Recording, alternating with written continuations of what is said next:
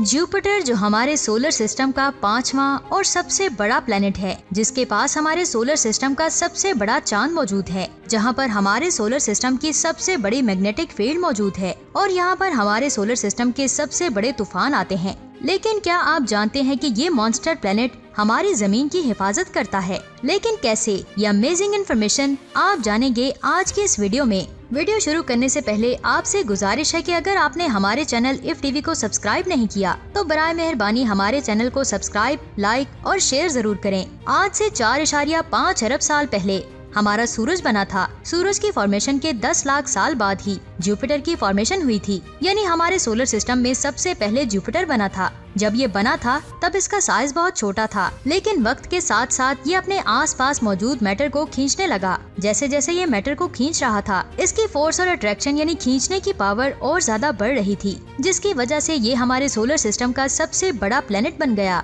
कई साइंसदानों के मुताबिक अगर जुपिटर का साइज और बड़ा होता तो ये एक स्टार बन सकता है, क्योंकि सूरज की तरह ये भी हाइड्रोजन और हीलियम से मिलकर बना हुआ है। लेकिन मैस और साइज के कम होने की वजह से ये स्टार नहीं बन पाया। जुपिटर जो एक गैस जायंट है, इसकी कोई भी ठोस सरफेस नहीं है, लेकिन इसके अंदर का एटमॉस्फेयर इतना ज्यादा डेंस है कि कोई भी चीज इसके अंदर से नहीं गुजर सकती और इसकी पावरफुल ग्रेविटी भी उस चीज को खत्म कर देती है। हमारी जमीन 1000 मील फी घंटा की रफ्तार से रोटेट करती है, वो भी एक ही डायरेक्शन में। लेकिन अगर आप जुपिटर को देखें तो इसकी ये लेयर मुख्तलिफ डायरेक्शन में रोटेट करती है, जो बहुत ज्यादा अमेजिंग चीज है। इसके पास हमारे सोलर सिस्टम की सबसे पावरफुल मैग्नेटिक फील्ड मौजूद है और ये मैग्नेटिक फील्ड 10 लाख किलोमीटर से लेकर 70 लाख किलोमीटर तक फैली हुई है। ये मैग्नेटिक फील्ड जुपिटर की आउटर कोर में जनरेट होने वाले करंट की वजह से पैदा होती है, जो हमारे सोलर सिस्टम की सबसे पावरफुल मैग्नेटिक फील्ड है, जिस पर नासा ने जनु स्पेसक्राफ्ट को भेजा था, जिसके जरिए हम जुपिटर के बारे में बहुत ज्यादा कुछ जान पाए थे।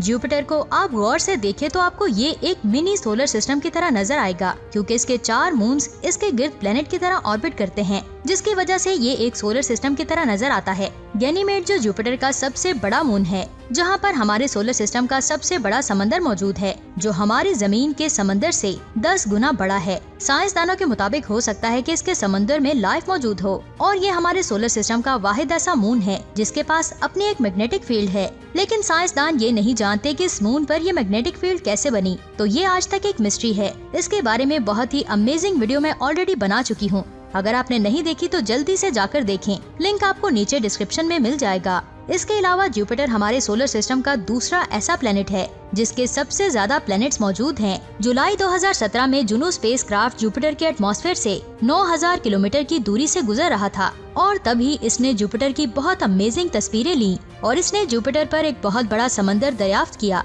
जो बहुत बड़ी डिस्कवरी थी। ये समंदर हाइड्रोजन से मिलकर बना हुआ है। यहाँ मैं आपको बता दूं कि जुपिटर के अंदर इतना ज्यादा प्रेशर है कि हाइड्रोजन के एटम्स आपस में कंबाइन होने लगते हैं और प्रेशर की वजह से ही वो लिक्विड में बदल जाते हैं, जिससे यहाँ पर हाइड्रोजन का बहुत बड़ा समंदर बनता है। अब बात करते हैं कि कैसे जुपिटर हमारी जमीन की हिफाजत करता है। जैसे कि मैंने आपको बताया कि जुपिटर हमारे सोलर सिस्टम का सबसे बड़ा प्लेनेट है। बड़ा होने की वजह से इसके पास बहुत ज्यादा ग्रेविटेशनल फोर्सेस हैं, जिसकी वजह से ये बहुत सारी चीजों को अपने साथ बांध कर रखता है और अपने आसपास गुजरने वाले एस्ट्रॉइड्स को भी अपनी तरफ खींच लेता है। मार्स और जुपिटर के दरमियान एक एस्ट्रॉइड बेल्ट मौजूद है। ये एस्ट्रॉइड बेल्ट भी जुपिटर की पावरफुल ग्रेविटेशनल फोर्स की वजह से ये बेल्ट भी बन सकी है, क्योंकि जो भी चीज जुपिटर की ग्रेविटेशनल फोर्स में आती है वो प्रेशर की वजह से टुकड़े टुकड़े हो जाती है और इस एस्ट्रॉइड बेल्ट में दाखिल हो जाती है। इन्हीं में से कुछ चीजें जुपिटर के अंदर चली जाती हैं और कुछ उसका चक्कर लगाने लगती हैं। वक्त के साथ साथ ये ऑब्जेक्ट्स जुपिटर के चांद बन जाते हैं, जिसकी वजह से जुपिटर के 79 मून्स हैं। यहाँ मैं आपको बता दूं कि नेपच्यून के बाद कुइपर बेल्ट शुरू होती है,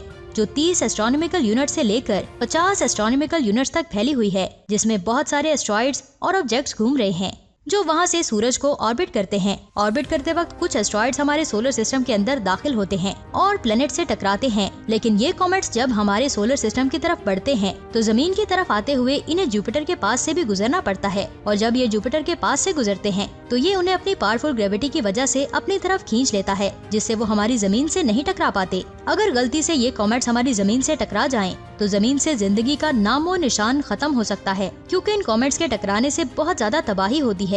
ऐसा ही कॉमेट जिसका नाम था शूमेकर-लेवी 9, जो जुपिटर से जुलाई 1992 में टकरा गया था, जिसकी वजह से उसके 30 टुकड़े हो गए थे और फिर ये छोटे छोटे टुकड़े भी जुपिटर से टकरा गए थे और तब ही साइंसदानों ने पहली बार किसी एस्टेरॉयड को प्लेनेट से टकराते हुए देखा था। आप ये जानकर हैरान हो जाएंगे कि ये कॉमेट हमारी जमीन की ही तरफ आ रहा था और अगर ये हमारी जमीन से टकरा जाता तो आप सोच भी नहीं सकते कि तबाही कितनी बड़ी हो सकती थी। वो एस्टेरॉयड जिसके टकराने से डायनासोर्स का खात्मा हुआ था, उसका साइज 7 से 11 किलोमीटर के दरमियान था और इस एस्टेरॉयड का साइज 2 किलोमीटर था। यानी अगर ये हमारी जमीन से टकराता तो आप सोच भी नहीं सकते कि तबाही कितनी ज्यादा होती। यहाँ मैं आपको बता दूं कि हर साल हमारी जमीन की तरफ बहुत ज्यादा एस्टेरॉयड्स आते हैं, लेकिन जुपिटर की वजह से वो हमारी जमीन से नहीं टकराते। तो आप अल्लाह के खूबसूरत निजाम के बारे में क्या कहेंगे, नीचे कमेंट्स करके जरूर बताएं। और अगर आपने 7 आसमानों की वीडियो नहीं देखी तो जल्दी से जाकर देखें, ये वीडियो बहुत ज्यादा अमेजिंग है।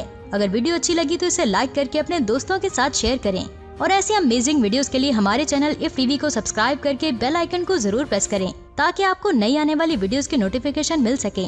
अपना बहुत सारा ख्याल रखें। खुदा हाफिज।